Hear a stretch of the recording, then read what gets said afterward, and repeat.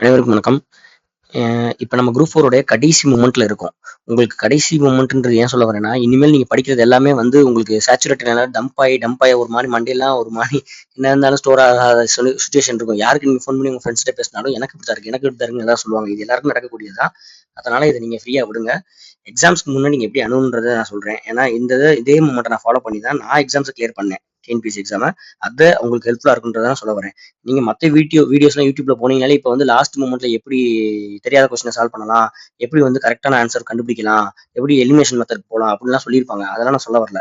Exams last 3 ஹவர்ஸ எப்படி அந்த உங்களுக்கு ப்ரீசியஸான அந்த லாஸ்ட் 3 ஹவர்ஸ எப்படி எஃபெக்டிவா யூஸ் பண்ணணும்ன்றத சொல்றேன். அது எல்லாருக்கும் ஹெல்ப்ஃபுல்லா இருக்கும்னு நினைச்சு நான் சொல்ல வரேன். இப்ப நீங்க எடுத்துக்காட்ட சொல்லணும்னா, ஃபர்ஸ்ட் ஹவர ஜிஎஸ்க்கு போயிருவீங்க. ஜெனரல் தமிழுக்கு போவீங்க. அடுத்து செகண்ட் ஹவர வந்து ஜிஎஸ்க்கு தான் போகணும். தேர்ட் ஹவர ஆப்டிடியூடுக்கு போகணும்.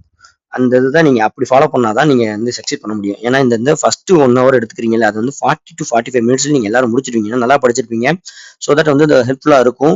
அது வந்து 45 நிமிஷத்துல நீங்க மேக்ஸிமம் வந்து 99 கொஸ்டின்ஸ் கூட அடிச்சிருவீங்க. 100 கொஸ்டின் முடிச்சிருவீங்க. அதை வந்து ஷேரிங் போர்ஷனுக்குள்ள போகும்போது டைரக்டா ஷேர் பண்ணிடக்கூடாது. ஆஃப் ஷேட் எல்லாத்துக்கும் ஆஃப் ஷேட். இப்போ எக்ஸாம் பினா ஒரு ஒரு புள்ளி மட்டும் வச்சுட்டு போங்க. அது உங்களுக்கு தெரியும். ஏன்னா எல்லாமே நார்மலா இருக்கும். இந்த ஒரு புள்ளி வச்சதுதான் உங்களுக்கு ஆன்சர்னு தெரியும். அதை வந்து ஏன் சொல்றேன்னா, இப்ப புள்ளி வச்சுட்டு ஒரு 100 கொஸ்டின் வரைக்கும் நீங்க அடிச்சிட்டீங்க. நீங்க இந்த 100 கொஸ்டின் வரைக்கும் நீங்க அந்த புள்ளி மட்டும் வச்சுட்டே போயிட்டீங்கன்னா, ஈவன் தோ இதே மொமெண்ட்டை அடுத்த 2 ஹவர்ஸ் செகண்ட் ஹவருக்கு இருக்குல்ல, அந்த 65 கொஸ்டின் அதுக்கு நீங்க ஃபாலோ பண்ணுங்க. ஏன் இதை சொல்றேன்னு கடைசியா சொல்றேன். இந்த மொமெண்ட்ல இந்த ஜிஎஸ்க்குமே வந்து 75 கொஸ்டின் இருக்கும். இந்த 75 கொஸ்டின்ல பாத்துக்கிட்டே போகும்போது ஊழல் இருக்க இந்த மேக்ஸோட 25 கொஸ்டின் இம்ப்ளீட் ஆகி தான் வரும் உள்ளக்க. அதுல வந்து நீங்க எப்படி பண்ணுவீங்கன்னா, 1 வரையில ஆன்சர் பண்ணக்கூடிய மேத்தமெட்டிக்ஸா இருக்கும். HCF கண்டுபிடிக்கிற மாதிரி, இல்ல PNR by 100 இந்த மாதிரி சிம்பிள் லிமிட் காம்பவுண்ட் இன்ட்ரெஸ்ட் போடுற மாதிரி தான் இருக்கும். அதை நீங்க அந்த மொமெண்ட்லயே போய்கிட்டு இருக்க ஃபிராக்ஷன் ஆஃப் மொமெண்ட்லயே நீங்க சால்வ் பண்ணிட்டு ஈஸியா அந்த ஆன்சர் அடிச்சிருவீங்க. அதுக்கெல்லாம் டைம் ஸ்பெண்ட் பண்ணணும் அவசியம் இருக்காது. டக்குன்னு அந்த கொஸ்டினுக்கு ஷேர் பண்ணி லைட் ஷேட் புள்ளி வச்சுட்டு போயிட்டே இருக்கலாம். இப்போ இங்கிட்ட அடுத்த தேர்ட் ஹவருக்கு வரும்போது உங்களுக்கு என்ன இருக்குன்னா, இதுதான் பியூட்டி. இதெல்லாம் நீங்க வந்து அதிக ஸ்கோர் பண்ணணும். அட்லீஸ்ட் 25 கொஸ்டினுக்கு நீங்க ஆல்ரெடி இங்கேயே நீங்க பார்த்துட்டு இருக்கிறதுல ஒரு 3-4 கொஸ்டின் சால்வ் பண்ணிருப்பீங்க. அப்போ உங்க கையில இருக்குது 25 கொஸ்டின் தான். அந்த 22 கொஸ்டின் தான் நீங்க 1 ஹவர் செலவு பண்ண போறீங்க. அந்த 1 ஹவரை நீங்க எப்படி கடைசி மொமெண்ட் கடைசியா 22 அடிக்கிற மாதிரி போகணும். ஆல்ரெடி 3 கொஸ்டின் நீங்க அடிச்சிருப்பீங்க. அந்த 75 கொஸ்டின் பார்க்கும்போது இந்த டயத்துல அந்த 22 கொஸ்டினை எப்படி அடிக்கிறீங்கன்னா, ஃபுல்லா உங்களுக்கு அந்த 1 ஹவர் எஃபெக்டிவா யூஸ் பண்ணீங்கன்னா, லாஸ்ட் 45 நிமிஷத்துல நீங்க ஃபுல்லாவே முடிச்சிடலாம் 22 கொஸ்டினையும். இந்த 22 கொஸ்டினையும் தெரியாத கொஸ்டினை மட்டும் இப்ப எக்ஸாம்பிளா போகணும்னா, இந்த கொஸ்டின் உங்களுக்கு தெரியல அப்படின்னா இதுக்கு வந்து பாக்ஸ் பண்ணிடுங்க. இப்ப சொல்லணும்னா இந்த கொஸ்டின் உங்களுக்கு தெரியல அப்படின்னா நீங்க கரெக்டா போனீங்கன்னா இந்த கொஸ்டின் பெரிய பாக்ஸ் பண்ணிடுங்க. இந்த 2வது நம்பர் கொஸ்டின் இருக்குல்ல, 2வது நம்பர் தெரியல, இது பெரிய பாக்ஸ் பண்ணி ஒரு கோடு போட்டு இழுத்துட்டுருங்க. அப்படின்றப்போ உங்களுக்கு வந்து எப்படி இருக்கும்னா, ஈஸியா வந்து உங்களுக்கு கடைசியா ரெக்கவர் பண்ணும்போது உங்களுக்கு தெரிஞ்சிடும். அல்லது லாஸ்ட் பேஜ் இருக்கும்ல, அதுல போய் பின்னாடி இந்த பேஜ் இருக்கும்னு வச்சுக்கோங்க. இப்படிதான் ஸ்லிப் பண்ணுவீங்க. இந்த பேஜ் வந்து க்ளோஸ் பண்ணிட்டீங்கன்னா இப்படி இருக்கும். 1 2 3ன்னு எழுதிக்கங்க. எந்தெந்த கொஸ்டின் பார்க்கணுமோ அப்படி இப்படி எழுதி வச்சுக்கோங்க. இல்லையா இந்த மாதிரி 105 103ன்ற வர்றதுல பெரிய பாக்ஸ் போட்டுக்கங்க. அதுதான் உங்களுக்கு கடைசியா ஃபைனலா ரிகவர் பண்ணி பார்க்கும்போது உங்களுக்கு ஹெல்ப்ஃபுல்லா இருக்கும். அதை பார்த்துட்டு ஓவராலா நீங்க இந்த 3 வரையும் எஃபெக்டிவா யூட்டிலைஸ் பண்ணீங்கன்னா கிட்டத்தட்ட ஒரு 200க்கு 190 195 கொஸ்டின் கரெக்டா போட்டிருப்பீங்க. மிச்சம் இருக்கு பாக்ஸ் ஃபுல்லா சுத்தமா தெரிஞ்சிருக்காது உங்களுக்கு.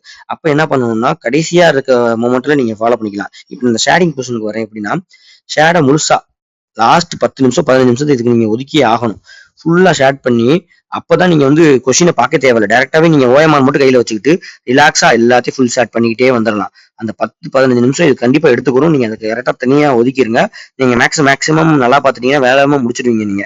இப்ப ஏன் இதை சொல்ல வந்தீங்கன்னா, இந்த ஃபுல் ஷேட் வைக்கிறதுக்கு ஃபுல் ஷேட் பண்ணாம ஆஃப் ஷேட் மட்டும் ஏன் பண்ண சொல்றேன்னா, இன்கேஸ் வந்து இப்ப எடுத்துக்கிட்ட ஜிஎஸ்ல வந்து இல்ல ஆப்டிடியூட்ல வந்து ஒரு கொஸ்டின் வந்து 117 கொஸ்டின் வந்து சி கிடையாது டி தான் தெரியும்னு வச்சுக்கலேன். கடைசியா ஃபைனலா இருந்துச்சுங்களேன், இந்த ஆஃப் ஷேட் ஆல்ரெடி பண்ணிருப்பீங்கல்ல, இதை வந்து ஸ்கிப் பண்ணிட்டு ஃபுல் ஷேட் டியை ஃபுல்லா பண்ணிடணும்.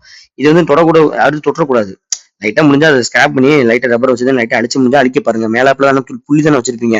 அது வந்து உங்களுக்கு பார்க்கதான் உங்களுக்கு மட்டும் தான் தெரியும். அதை வந்து ஃபுல்லா ஷேட் பண்ணும்போது தான் அது கம்ப்ளீட் ஆகும். அப்படின்றப்ப இப்ப சி தான் இருக்கு, டி வந்து 121 கொஸ்டின் வந்து சி தான் வந்து புள்ளி வச்சிருக்கீங்க. ஆனா டி தான் ஆன்சர்னா அதை வந்து ஃபுல் ஷேட் பண்ணி விட்டுருங்க. முன்னே அதை லைட்டா ஸ்கிராப் பண்ணி லைட்டா ஓஎம் டிஸ்டர்ப் ஆயிடாம லைட்டா அழிக்க முடிஞ்சா அழிச்சு பாருங்க. இந்த ரப்பர் வச்சு அழிச்சு வராங்க. இது உங்களோட ரிஸ்க் தான். ஆனா தெளிவா யூட்டிலைஸ் பண்ணும்போது உங்களுக்கு வந்து அது ஹெல்ப்ஃபுல்லா இருந்ததுன்ற மாதிரி இருந்துச்சுன்னா யூஸ் பண்ணிக்கோங்க. இதுக்காக தனியா டேமேஜ் பண்ணாம ஒரு ஒரு விதமான மேனிபுலேஷன் மெத்தடை பின்பற்றிடுங்க. எதுவுமே வந்து டிஎன்பிஎஸ்சி நம்மளுக்கு வந்து நம்மளோட ரிஸ்க்கு தான் கொடுப்பாங்க. இது வந்து இந்த மாதிரி மெத்தட்ல ஃபாலோ பண்ணீங்கன்னா உங்களுக்கு வந்து ஹெல்ப்ஃபுல்லாகவும் இருக்கும். அஸ் வெல் அஸ் வந்து கரெக்டான ஆன்சரை கரெக்டா ஃபைனல் பண்ணி உங்களுக்கு வந்து அதை சால்வ் பண்றதுக்கு உங்களுக்கு ஹெல்ப்ஃபுல்லா இருக்கும். அதுக்காக சொல்ல வரேன். ஏன்னா இந்த ஆஃப் சேட் பண்ணிட்டு ஃபுல் சேட் பண்ணதுக்கு உங்களுக்கு டைம் எக்ஸ்ட்ரா எடுக்கும் அப்படின்னு நினைக்கிறவங்க ஃபுல் சேட்டே ஃபுல்லா பண்ணிடுங்க அந்த மொமெண்ட்லயே.